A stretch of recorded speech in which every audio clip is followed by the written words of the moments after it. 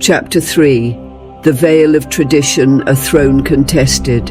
In the grand hall of Sudania's palace, the whispers of advisors filled the air with palpable tension.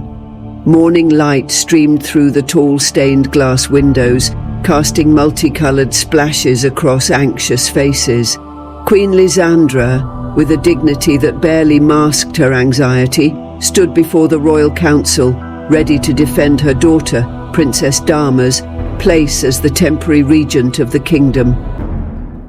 Sudania, an ancient kingdom, had always been ruled by kings.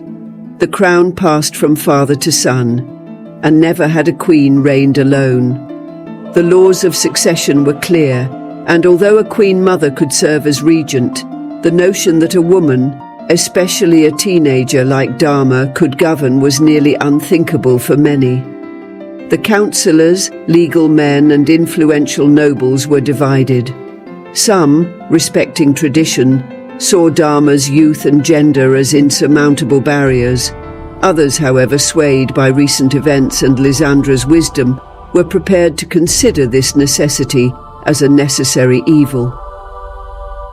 "We are faced with a crisis that could define the future of our kingdom," Lysandra began, her voice echoing through the silence.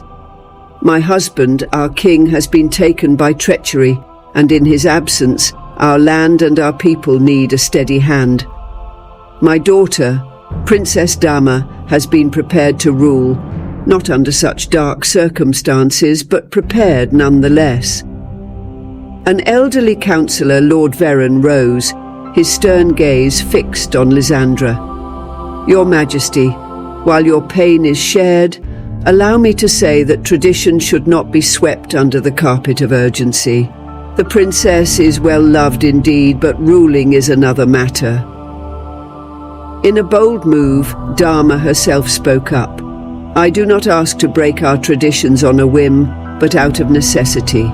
I do not seek to replace my father, but to represent him in his absence."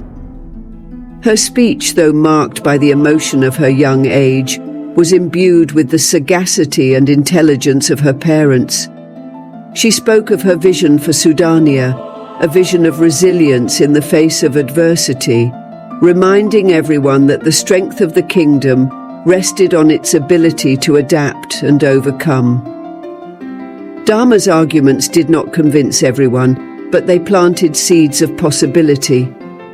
The debate lasted for hours, with calls for tradition met with pleas for adaptation. Eventually, a compromise was reached. Dama would be proclaimed regent under the close supervision of a regency council, comprised of members chosen for their loyalty and wisdom.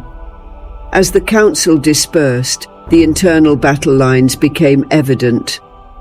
Alliances formed while plans were hatched in the shadows, some seeking to support Dama, others to usurp her nascent power.